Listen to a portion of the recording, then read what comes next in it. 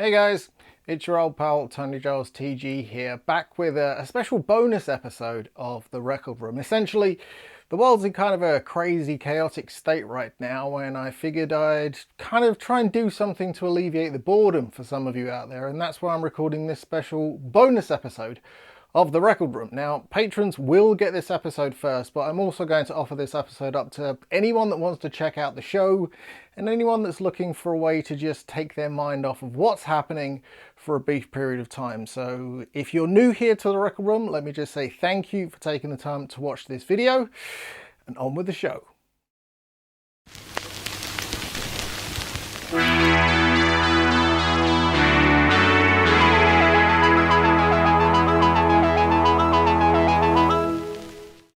So guys, a lot has been going on in the world around us, and well, I thought I'm going to do an episode and I'm going to feature some of my favourite records or some of my favourite music that I listen to kind of all the time and have been listening to for many, many years. It's not necessarily music that picks me up when I'm feeling down, it's just great music I like to listen to. You know, I listen to music at all times of the day now. I have a very young daughter, so I get my listening in where I can these days, and essentially, because I'm stuck at home now, in fact the whole family's at home, I'm doing less listening, but the times I do get to listen to stuff, I'm going to things that I already know and already love because of the way it makes me feel. You know, I am checking out some new stuff, and there will be a brand new episode of The Record Room coming your way very, very soon, but what I've got for you here is a bunch of stuff that literally puts a smile on my face.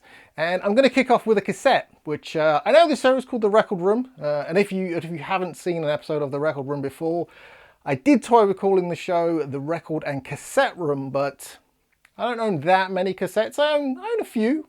You know, more are coming, and I will continue to buy cassettes because I'm a fan of the format. You know, I used to love making mixtapes. I've always been a record collector since I was a small child, but I used to buy cassette singles and TDK D90s. You know, that was my jam. I would have those, and I would take a Walkman to school every day, and so cassettes will pop up on The Record Room. And the cassette I want to talk about today is this fantastic cassette right here. This is the Cosmic Fugue by Ogre. And some of you may be familiar with Ogre's work already, and if you're not, let me just say, the music contained within The Record Room, or should I say, the music at the start and at the end of the show, is actually on this album. The opening of this album is also the opening of The Record Room, and track 3 on this album, Eliminating the Cat's Cradle, is the song you'll hear at the end of the episode. This album, it's not brand new. This has been out now for a while from Ogre, so physical copies are no longer available, and it was only released in an edition of 30 back when it did come out. So you may be able to find a copy of this on the second-hand market. And hey, if you want to check out the album, I'd say go over to Bandcamp and listen to it there. Pick up a copy, support Ogre. I'm a big fan of his work, have been for a long, long time. So if I can turn more people onto Robin's music, that's what I'm going to do. And hey, look, if you listen to it and you love the digital, put a shout out on Twitter, on Facebook, on Instagram. You know, someone may have a copy of it they don't listen to, and they don't mind passing it on. So this is an album I've been listening to a lot, pretty much since the conception or the idea of The Record Room. So this is something I would highly recommend. It's electronic synth wizardry at its most masterful, and this is also an Imagine soundtrack as well. So there's more information about the album over on Ogre's Bandcamp, but I absolutely love this, and I also love the fact that it comes on this pretty cool purple cassette shell, which you don't see many purple cassettes these days, so I am a fan of that. The album originally came out in 2016, so it's a little bit old now, and since then Ogre's done so many things, and he has so many things in the pipeline as well. So if you're not already following him, if you're not familiar with his work, definitely go and give him a listen. Now, as most of you will know, I did used to host a show talking about film scores and soundtracks called The Damn Fine Cast over on the Damn Fine Network. And film music is a big, big passion of mine. So it makes sense that there are going to be a few soundtracks lurking within my pile of records that make me happy. And there is no soundtrack that makes me more happy than this absolute gem from the guys at the Ship to Shore Phonoco. Now, if you can't read it because there's a lot going on the sleeve, this is the soundtrack for the Troma classic, The Class of Nuke 'Em High. And I know what you're thinking. I already know it because I originally thought the exact same thing.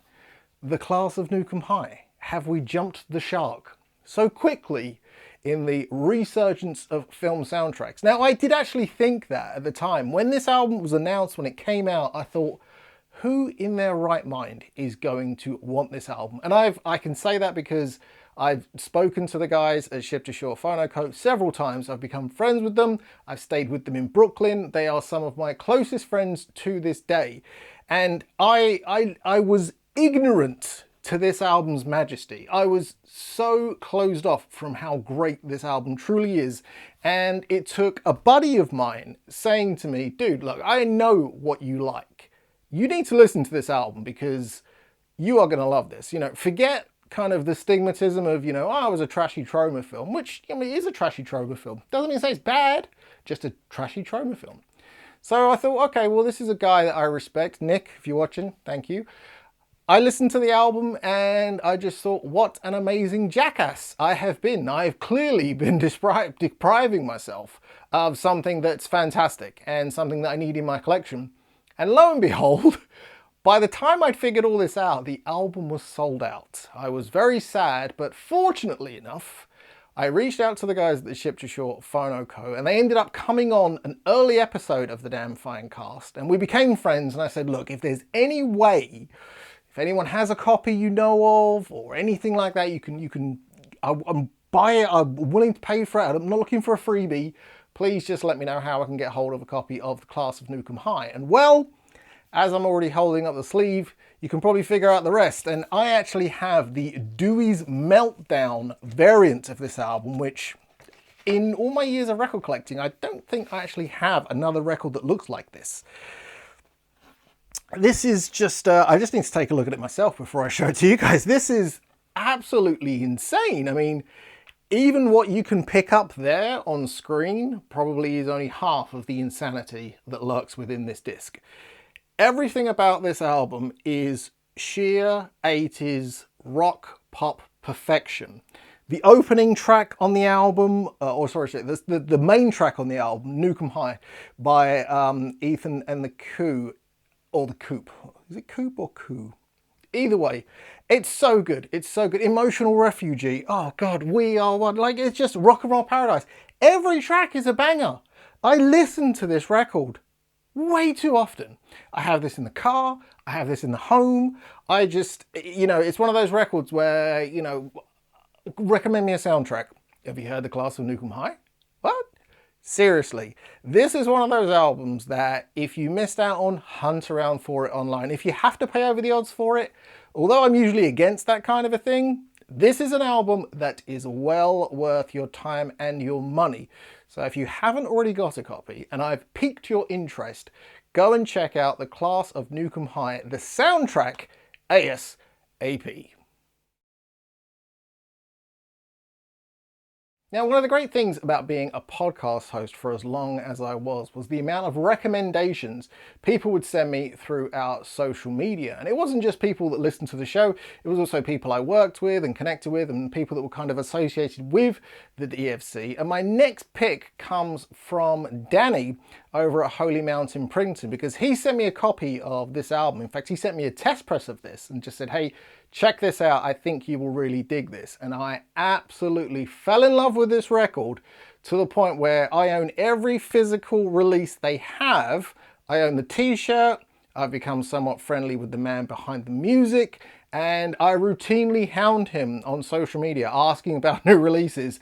I'm talking about Witchboard, and the man behind Witchboard is the filmmaker Glenn McQuaid. He's also one half of the superb Tales from Beyond the Pale podcast, which is audio drama in story form, obviously, because it's audio drama, which is now available as podcasts. So wherever you listen to podcasts, go and check out Tales from Beyond the Pale because they are superb. But this album, I mean, for a start, look at that cover. The cover asks so many questions, and I've always been the kind of music fan that is drawn to a striking cover. I will look at an album and I will routinely buy them based on the strength of their cover. And I would buy this in a store. If I saw this, I would want to know what this is. I would be Googling the band in the store. I would be looking up what is Witchboard. And also, I mean, the name of the album, It's Been Emotional. Genius, absolutely genius. And what you get with Witchboard, this is essentially the best 80s goth electro album you've never heard until now. That's what this is. This album came out a couple of years ago, and there is more Witchboard to discover, and I recommend you do so over on their Bandcamp. But this is just stunningly superb. Every mood you could possibly have, there is a song on this album for it. Morning, noon, night. There is no bad time to listen to this record, and I cannot overstate how great this album is, how many times I've listened to it, and how often I recommend it to people. You know, I almost wore a Witchboard t-shirt whilst hosting the episode, but I thought, well, you know what, I don't want to be too fanboy.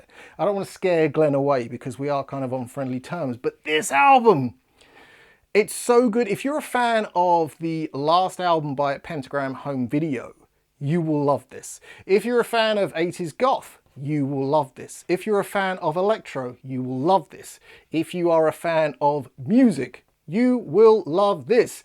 Definitely check out this album.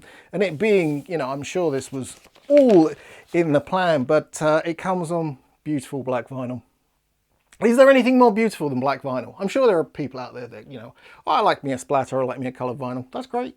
Each to their own. I love all vinyl, all shapes, all sizes, but I am partial to black vinyl. And this album, they could have called the album None More Goth, and it would have been really cool. And this album came to me via Holy Mountain Printing, but I know the good folk over at Two Headed Dog were also selling this album around the time of release. So definitely hit up Two Headed Dog to see if they still have copies available. And while you're at it, because this is an episode where I'm kind of giving something to you guys out there, Ben over at Two Headed Dog reached out to me and said, I want to do something for the people that watch the Record Room. So he is giving Record Room viewers a 15% discount on orders over at twoheadeddog.com. So if you're a fan of soundtracks, obscurities, he's got some new great cassette material. He's going into dungeon synth and black metal.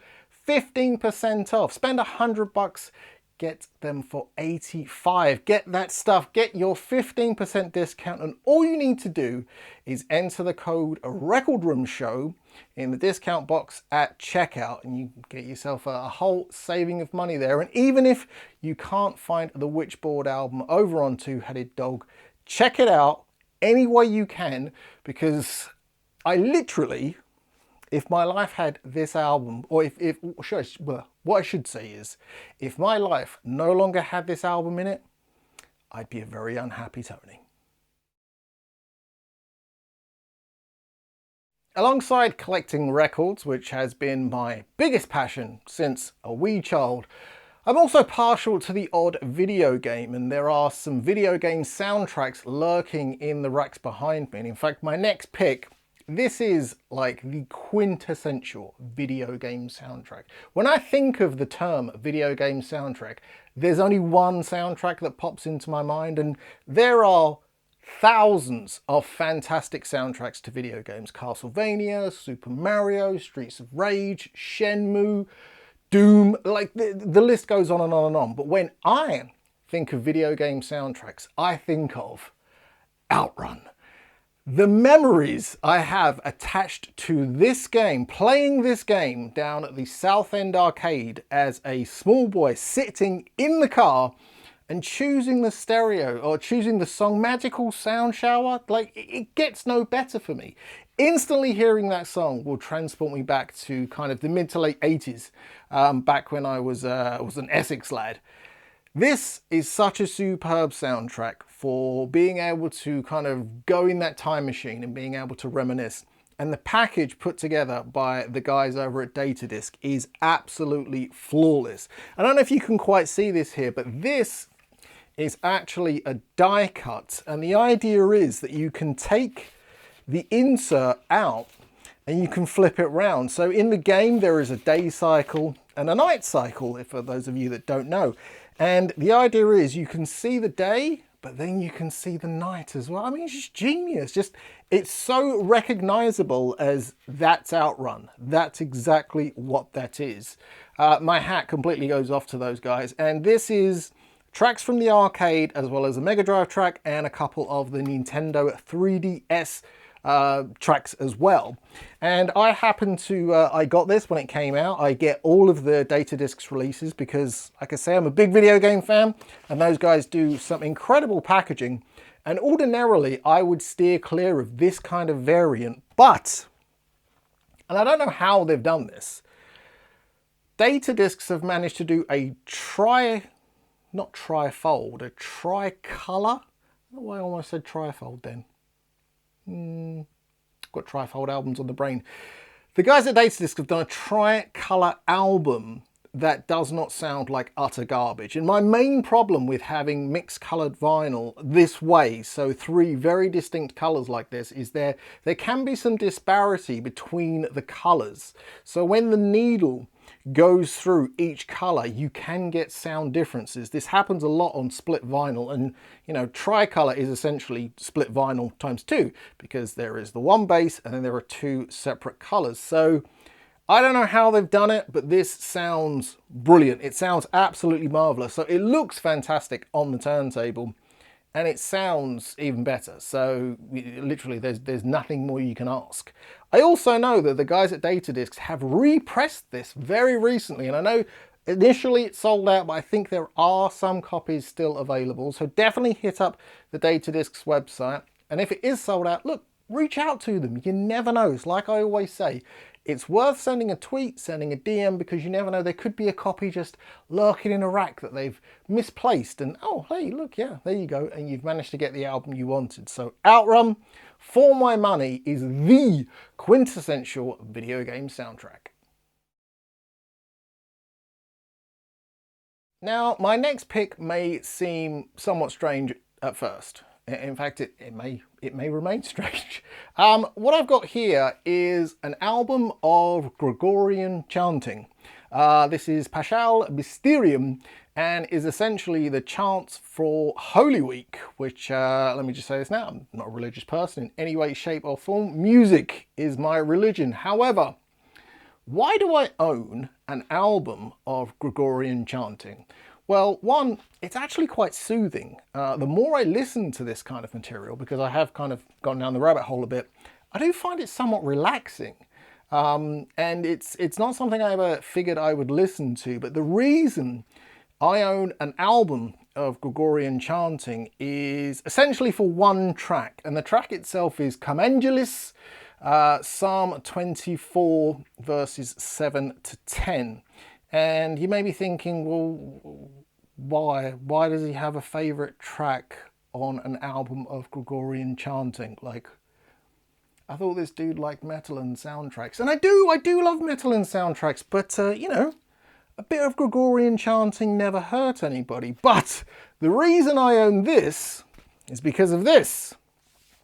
Who remembers this bad boy from the early 90s? Enigma Sadness Part 1. This is, as far as I'm concerned, the most 90s record ever made. It gets no better. Sensuous beats. You have the Sandra doing these really kind of erotic style vocals. And then you have this Gregorian chanting, or these Gregorian monks, you know, singing this hymn. When I was a kid, I had no idea what that was. I'd never heard Gregorian chanting before. I had no clue. All I knew was I really liked this song, and I'd never quite heard lyrics like it before, or, you know, kind of spoken word dialogue before. And I'm the kind of person that when I like a song, I will kind of delve into it a bit and, you know, see what's happening behind the scenes. And I am a fan of somebody that likes samples in music. And so when I first heard Sadness, I always kind of, I made a mental note, you know, I didn't have this album back when Sadness came out, but after a time, sampling became kind of one of those things where it was the norm, and the information about sampling with the advent of the internet became really easy to find. So as soon as I was able to figure out what the chanting thing was in Enigma's Sadness, I went out and I tracked down a copy of the album. So this contains a sample of this. This is the exact record that is sampled in this. And what's weird is there is no sample credit written on here whatsoever. There is a credit on the label as lyrics by F. Gregorian, I think, which is kind of odd. But if you are familiar with the chanting part on this, and you've ever just wanted to listen to it, you can. It's available on digital formats. You can also pick up a copy of this. Now, I got this, and when I got this, it was actually steel sealed, and it's a black vinyl LP, and it comes with this enormous insert. And this is essentially the lyrics and some information about the music, Holy Week, its importance, and it's in several languages as well. I think it's German, English, and French, I believe. There may be Latin in here as well, I don't know, but it came to me, and it's virtually brand new. When I got the album, it was virtually brand new, and this came out in 1980, this version, I believe, and it's still in great shape, absolutely great shape, and it cost me £5 or £6, something like that back in the day. It did not cost a lot, and oddly enough, you know, it's kind of a go-to. It's something I listen to. It's nice and relaxing. Doesn't sound like anything else I own aside from the Enigma 12-inch. So if you want something a little bit different, why not pick up a copy of Paschal Mysterium, the soundtrack to Holy Week? Now, we're all over the place on this episode of The Record Room, and that's because, you know, this is a Record Room episode with the things that I enjoy, music that kind of lifts my mood.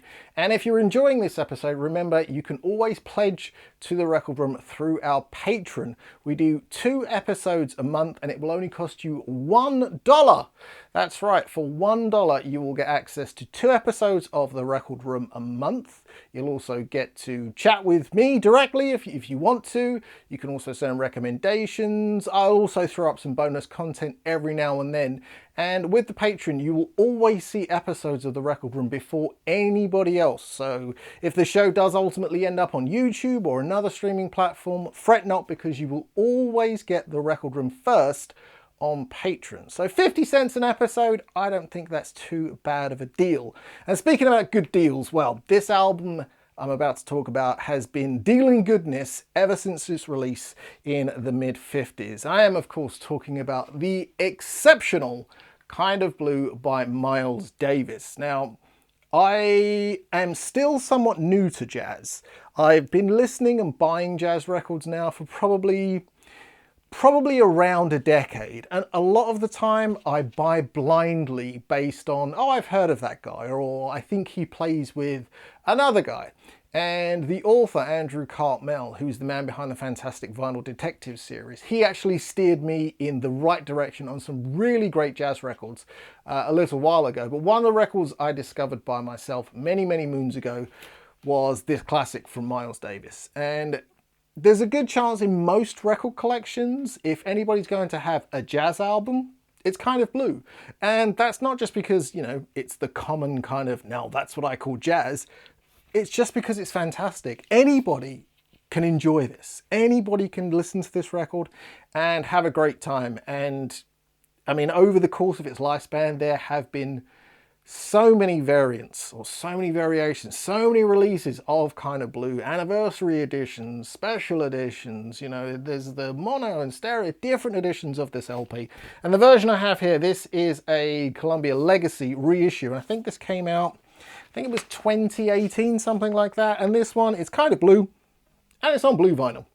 It's on blue marble vinyl. Now, I do actually have black vinyl copy as well, but I thought this one, it looks pretty nice. It looks Kind of Blue. So I thought this would be a good one to show you guys. I do like the old Columbia label there as well. So this one, I believe I actually got this in a UK retail store, and it may have been an exclusive to that store. I can't remember. But you can find this online. I've seen this many places online. You can pick it up, Discogs primarily, and it's not crazy expensive. I think even at retail, I don't think I paid any more than £15 for it. It might have even been like £12 in a sale. And it's one of those records that if I see it and it's cheap enough, I will buy it because I'm happy to pass this on to somebody down the line. You know, I'm the kind of person that if we're friends and I have something and you don't have it and I find a double, you're getting that record. It's as simple as that. So if you don't have Kind of Blue, if you're interested in learning a little bit more about jazz, check it out. Spotify, YouTube, iTunes, Apple Music, wherever you listen to stuff, give Kind of Blue a listen and let me know what you think. You can reach out to me in the comments section on this episode. Now on this episode of The Record Room, we've had soundtracks to films, soundtracks to video games, some electro goth, some jazz. We've even had some Gregorian chanting. Who saw that coming? But one thing I haven't spoke about yet on this episode is my love and devotion to the one and only hottest band in the land. That's right. I am a card-carrying, fully paid-up member of the KISS Army. And I've been a KISS fan now since probably the early to mid-90s. I remember a very, very long time ago, there was a film called Bill and Ted's Bogus Journey. I'm sure you're all familiar with it, and you're probably all familiar with the story I'm about to tell. But in the film, there was the song God Gave Rock and Roll to You, the old Argent song, which was covered by KISS. Now, in the video for that track, it had KISS as they were at the time, so no makeup. But interspersed in the video were clips of the band performing back in the mid-70s. So there's all this pyro and the makeup and the costumes. And I remember as a kid just thinking, what the heck is that? I'd never seen anything like it at the time. You know, this was the kind of early 90s at the time. And it just completely blew my mind. So I kind of made a note like, oh, I must check out more of this KISS band. And it took me a few years to actually go out and buy a KISS record, and sadly, I don't have it anymore, and I wish I still did. But the first KISS record I ever actually owned was the compilation album, You Wanted the Best, You Got the Best, which were tracks taken from Kiss Alive and Kiss Alive 2.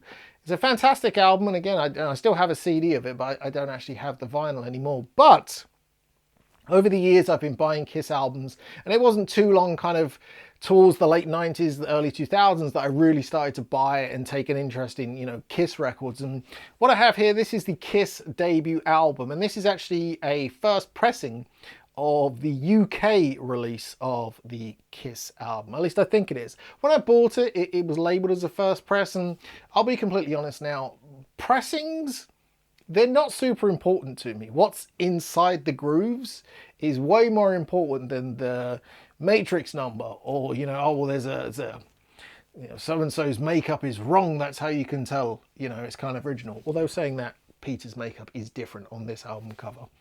But there are tons of people out there that, you know, you say you're a KISS fan and they kind of look at you like, oh, you're a KISS fan, eh? And I've never really understood the stigma with KISS. Yes, I mean, they did have makeup and costumes. Not many people were doing that in the 70s. You had the Dolls, you had Alice Cooper and kind of a few other people, but no one to that level. You know, KISS took it really, you know, as far as you could possibly take it.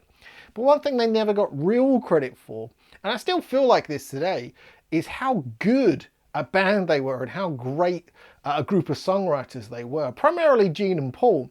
But if you go back to this album, probably their first 4 or 5 albums, maybe even 6 and 7 as well, there are some great songs. Like when KISS release a best of, it's usually material from those first bunch of albums. You know, there were great songs after those. KISS were fantastic in the 80s. 80s KISS is something I'd recommend to everybody. As hard rock goes, as everything did in the 80s, KISS were brilliant. KISS had some great albums, but this album, I mean, Strutter, Firehouse, Nothing to Lose, Cold Gin, Deuce. I mean, it's just like I'm reading the tracks on the back there because I forget sometimes what albums are on, what tracks are on which album. But this album, you know, it's literally all killer, no filler. Apart from Kissing Time, which was added afterwards The first American press of this had no kissing time on it, but we got it later, so we actually got kissing time on ours.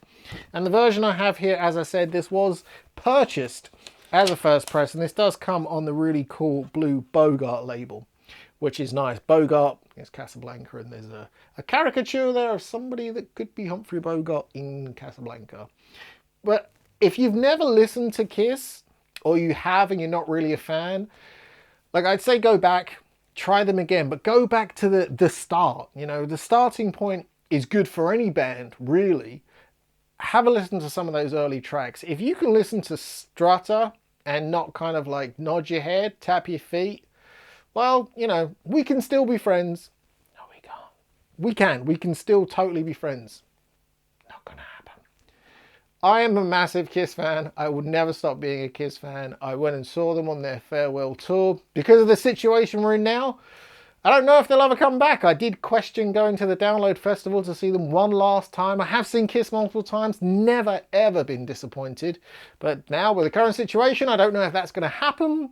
But if you ever get the chance, definitely go and see Kiss before their time as a performing live band ends. And as for something to listen to, go all the way back to the beginning and check out the Kiss debut. Now, thank you as always to Skojo for his help with putting together the record room. Thanks to Ogre for his wonderful musical talents and allowing me to use his music in this episode. Thanks to Steve over at Blackened Design for another killer logo. We will have some record room merch coming your way sometime soon. But for now, be good to each other. It's crazy out there. Be kind, be courteous, stay gold, and above all, spin those blackest circles.